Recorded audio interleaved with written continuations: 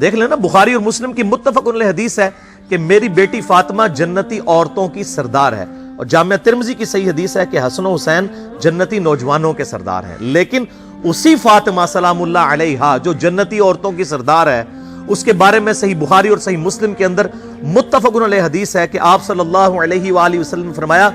اے میری بیٹی فاطمہ، میرے مال سے جو کچھ تو نے لینا ہے مجھ سے لے لے، اگر اللہ کے حضور تو پکڑی گئی تو میں تیرے کچھ کام نہیں آؤں گا، میرے مال سے جو مرضی لے لے۔ یہ آپ کو تو کہا گیا تھا، لیکن ہمیں سنایا گیا تھا کہ کوئی ایسا فرسودہ عقیدہ نہ رکھ لینا کہ بغیر اعمال کے ہی انسان کو جنت مل جائے گی۔ اعمال اور اللہ کی رحمت دونوں چیزیں شامل حال ہوں گی، صرف اعمال بھی کوئی شے نہیں ہے۔ بخاری اور مسلم دونوں میں یہ حدیث موجود ہے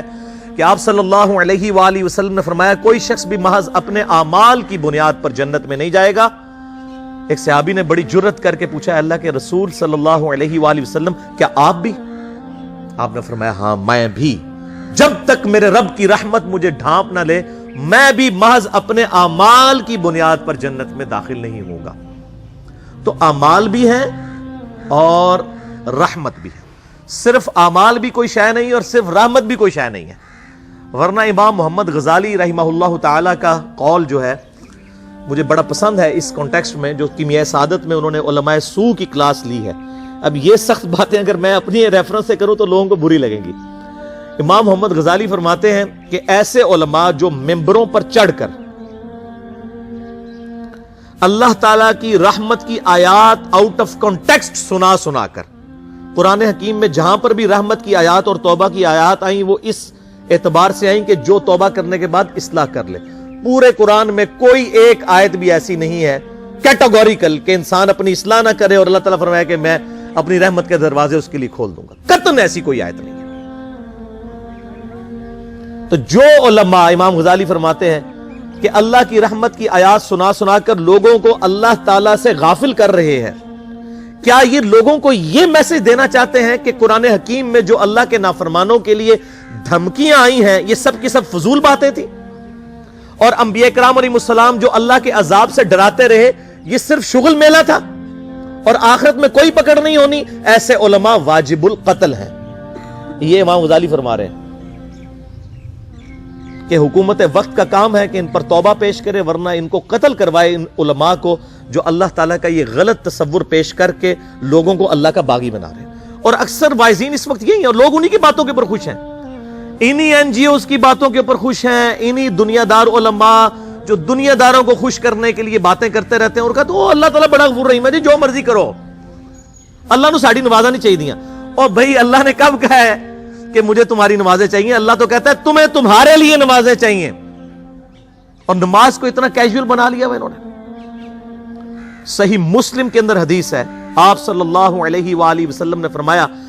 بندے کے کفر اور اسلام کے درمیان فرق ہی نماز ہے۔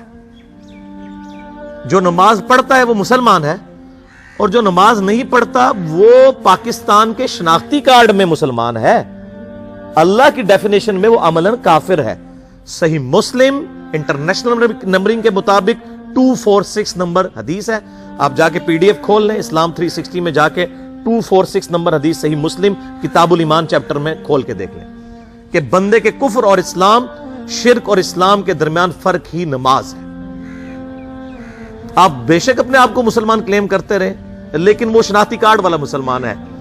نکاح طلاق والا مسلمان ہے، اس کا جنازہ بھی پڑھ دیا جائے گا، پیدا ہوگا اذان بھی دے دی جائے گی، اللہ کے حضور وہ مسلمان نہیں ہے، وہ بس کلمے کا ہی ہم احترام کرتے ہیں، ادروائز تو عملاً کافر ہے وہ۔ اسی طریقے سے جامعہ ترمذی میں حدیث ہے، سنن نسائی کے اندر حدیث ہے، سنن ابن ماجہ کے اندر حدیث ہے کہ آپ صلی اللہ علیہ وآلہ وسلم نے فرمایا، جس نے نماز چھوڑ دی گویا اس نے کفر کیا، من ترک الصلاۃ متعمدا فقد کفر۔ اب اس سے زیادہ اور کیا سخت بات کی جائے کہ کسی کو یقین آئے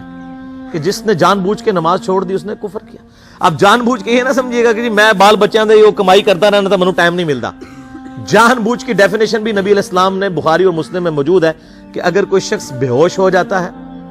یا سویا رہ جاتا ہے، یہ دو آپشنز ہیں، یا تیسرا آپشن ہے وہ بھول جاتا ہے،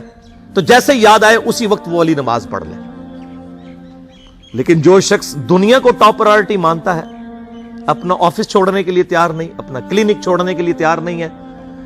اور اپنی دکان چھوڑنے کے لیے تیار نہیں ہے نماز کے لیے، تو ظاہر ہے کہ وہ تو اپنے آپ کو دھوکہ دے رہا ہے۔ اللہ تعالیٰ تو اپنے معاملات کے اندر بالکل اسٹریٹ فارورڈ ہے، بالکل یہ ذہن میں رکھ لیں۔ جامعہ ترمذی میں صحیح سند کے ساتھ موجود ہے، عبداللہ بن شفیق تابعی رحمہ اللہ تعالیٰ کہتے ہیں کہ صحابہ کرام علیہم رضوان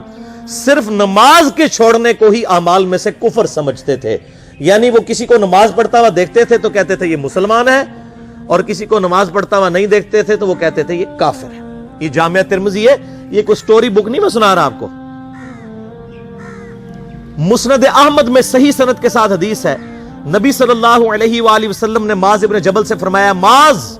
اللہ کے ساتھ کسی کو شریک نہ ٹھہرانا، خواہ تمہارے ٹکڑے ٹکڑے کر دیے جائیں، تمہیں سولی پہ چڑھا دیا جائے، تمہیں آگ میں جلا دیا جائے، اللہ کے ساتھ کسی کو شریک نہ ٹھہرانا، اور معاذ نماز بھی نہ چھوڑنا، کیونکہ جس نے نماز چھوڑ دی اللہ تعالیٰ کے ذمہ کرم سے وہ نکل گیا، اللہ کے حضور اس کے لیے کوئی حصہ نہیں ہے جس نے نماز چھوڑ دی۔ کتنا کرٹیکل ایشو ہے۔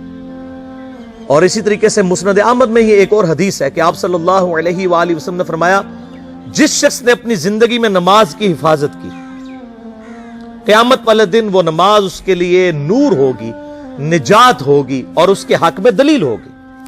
اور جس نے نمازوں کی حفاظت نہیں کی اس کے لیے قیامت والے دن کوئی نجات، کوئی نور اور کوئی دلیل نہیں ہوگی، الٹا اس کا حشر قارون، فرعون اور ابی ابن خلف کے ساتھ ہوگا، والعیاذ باللہ تعالی۔ یہاں تو ہم کہہ دیتے ہیں یا اللہ جو کچھ بھی ہے تیرے محبوب کی امت سے ہے، یعنی یا اللہ ہم نے تو اپنی اصلاح کوئی نہیں کرنی، ہمیں اسی طریقے سے ہی قبول کر لے، والعیاذ باللہ تعالی۔ اور کچھ ویسے علماء کا بھی اس میں بڑا برا کردار ہے کہ انہوں نے نماز کو بھی اتنا مشکل فرض بنا کے پیش کیا ہے کہ ایک عام آدمی کے لیے، اور جو دنیاوی معاملات کے اندر بھی انوالو ہے، اور کسی ایسی عورت کے لیے جس کے کئی بچے ہیں، مطلب اس روٹین کے اندر اس نماز کو مینج کرنا مشکل ہو جاتا ہے۔ ہمیں تو عشاء کی صرف 17 رکعتیں بتا دی گئی ہیں، حالانکہ 24 گھنٹے کے اندر ٹوٹل نماز کی رکعتیں 17 ہیں جن کی اکاؤنٹیبلٹی ہے۔ اور میں یہ بڑے یعنی وثوق کے ساتھ ایک ذمہ دار مبلغ کی حیثیت سے یہ بات کر رہا ہوں۔ آپ صحیح بخاری اور صحیح مسلم کھول کے دیکھ لیں، فرض نمازوں کی تعداد جو ہے وہ 5 آئی ہے، اور ان کی رکعتوں کی تعداد بھی بیان ہو گئی ہے۔ فجر کے 2 فرض، ظہر کے 4 فرض، عصر کے 4، مغرب کے 3 اور عشاء کے 4، اور سفر میں سارے 2 فرض ہیں، مغرب کے 3 ہیں۔ یہ ٹوٹل 17 رکھتے ہیں جن کی اکاؤنٹیبلٹی ہے۔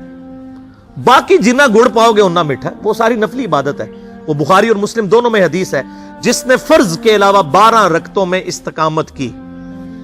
اور وہ 12 رکعتیں آپ صلی اللہ علیہ وآلہ وسلم نے پڑھ کے بھی بتائیں، اور امہات المومنین میں سے سیدہ عائشہ نے، سیدہ ام سلمہ نے، سیدہ ام حبیبہ رضی اللہ عنہن نے روایت بھی کی کہ 2 فجر سے پہلے، 4 ظہر سے پہلے، 2 ظہر کے بعد، 2 مغرب کے بعد، 2 عشاء کے بعد، یہ 12 سنت موقدہ، جس نے یہ پڑھی اسے جنت میں محل ملے گا۔ اگر کوئی نہیں پڑھتا تو گنہگاری والا معاملہ کوئی نہیں ہے۔ اسی طریقے سے اس کے علاوہ ایک اور وتر کی نماز ہے جو سنت موقدہ ہے۔ وہ سیدنا مولا علی رضی اللہ تعالیٰ عنہ علیہ السلام کا قول ہے کہ وتر سنت ہے، سنت ہے، سنت ہے، مگر اسے مت چھوڑو۔ ہے سنت ہے لیکن تاکیدی ہے۔ آپ صلی اللہ علیہ وآلہ وسلم نے سفر میں بھی وتر اور فجر کی 2 سنتیں پڑھی ہیں، لیکن یہ صرف افضلیت کے اعتبار سے تاکیدی ہیں، ان کی اکاؤنٹیبلٹی کوئی نہیں ہے۔ البتہ یہ ضرور ہے، سنن ابی داؤد میں ایک حدیث ہے کہ جس کی قیامت والے دن فرضوں میں کوتاہی نکل آئے گی تو اللہ تعالیٰ فرمائے گا میرے بندوں کی جو نفلی اور سنت عبادت ہے اس کو تول لو اور فرضوں کے ایکویلنٹ قبول کر لو۔ تو آپ اگر یعنی سنتیں پڑھیں گے تو اس کے ایکویلنٹ نفلوں کی کوتاہی پوری ہو جائے گی، ادروائز اکاؤنٹیبلٹی اس کی کوئی نہیں ہے، یہ ذہن میں رکھیے گا۔ صحیح بخاری اور مسلم دونوں میں حدیث موجود ہے، ایک صحابی آئے، انہوں نے کہا یا رسول اللہ صلی اللہ علیہ وآلہ وسلم میں جنت میں جانا چاہتا ہوں، مجھے کوئی شارٹ کٹ بتا دیں۔ آپ صلی اللہ علیہ وآلہ وسلم نے فرمایا اسلام لانے کے بعد نماز، فرض نماز کو قائم رکھ، پھر فرمایا فرض زکوٰۃ ادا کر، فرض روزے دے، روزے جو ہیں وہ ان کو ادا کر اور روزے رکھ۔ حج اس وقت فرض نہیں ہوا تھا، وہ زندگی میں ایک بار ہے۔ تو اس نے کہا یا رسول اللہ صلی اللہ علیہ وآلہ وسلم جتنا آپ نے مجھے بتایا نہ میں اس میں ایڈ کروں گا نہ اس میں سے کوئی چیز مائنس کروں گا، اور یہ کہہ کہ وہ چلا گیا۔ آپ صلی اللہ علیہ وآلہ وسلم نے فرمایا اگر کسی نے کسی جنتی شخص کو دیکھنا ہے تو اس کو دیکھ لو، جو یہ کہہ کے گیا کہ میں فرض نماز سے زیادہ کوئی نماز نہیں پڑھوں گا، صرف فرض روزہ ہی رکھوں گا، فرض زکات ہی دوں گا۔ اب روزہ اور زکات میں تو ہمارے علماء کو اور عام پبلک کو بھی جو دیندار لوگ ہیں ان کو ہضم ہوتی ہے کہ کوئی شخص یہ نہیں کہتا کہ بھئی پیر اور جمعرات کا روزہ، صحیح مسلم میں حدیث ہے کہ آپ صلی اللہ علیہ وآلہ وسلم کے نفلی روزوں کی یہ روٹین تھی۔ کوئی آپ کو یہ نہیں کہے گا کہ جس نے جمعرات اور پیر کا روزہ نہ رکھا اس کے رمضان کے روزے ہی قبول نہیں ہوں گے، کوئی کہتا؟ کیونکہ ان کو پتہ وہ نفلی ہے۔ اسی طریقے سے زکات تو صرف 2.5% ہے نا، باقی تو نفلی صدقات ہیں جتنے مرضی دیں۔ کوئی شخص نہیں کہتا کہ نفلی صدقہ نہ دیا تو آپ کی زکات بھی قبول نہیں ہوگی، الٹا یہ کہتے ہیں او بس جی زکات دے لو تو باقی سارا مال پاک ہے۔ لیکن جب فرض نماز کی باری آتی ہے تو اس وقت وہ 12 رکھتے ہیں بھی، سنت موقتہ بیچ میں گھسیٹ دیتے ہیں، وہ بھی صرف فضیلت ہے۔ ٹوٹل 17 رکھتے ہیں، 2 فجر کی، 4 ظہر، 4 عصر، 3 مغرب، 4 عشاء۔ یہ میں کو اپنے لیے گراؤنڈ نہیں بنا رہا، میں تو الحمدللہ اس کے علاوہ بھی نفلی عبادت کرتا ہوں، لیکن میں بتا رہا ہوں خدا کے لیے لوگوں کو دین ایسا مشکل نہ پیش کریں کہ جو نبی علیہ السلام نے امت کو وہ دین نہیں دیا ہوا۔ اپنی مرضی سے انجیکٹ نہ کریں دین،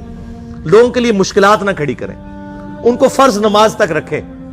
پھر انشاءاللہ کئی لوگوں کو میں نے اس نے نماز شروع کروائی، انہوں نے سنت نماز بھی، نوافل بھی شروع کر دی ہیں، لیکن آپ کم از کم وہ ڈیٹم لیول تو اچیو کروائیں لوگوں کا۔ لیکن فرض نماز کی باری آتی ہے کہتے ہیں نہیں جی سنتے بھی حصہ ہیں، کہاں سے میرے بھائیوں حصہ ہیں؟ وہ 17 رکھتے ہیں، سنتیں پڑھیں گے ثواب ہے،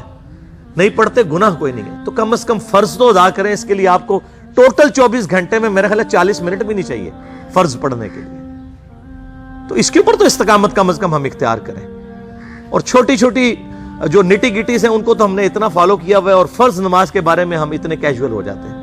تو یہ فرض نماز کی امپورٹنس اس حوالے سے ضروری تھی، اس لیے میں نے ساتھ ہی بیان کر دی۔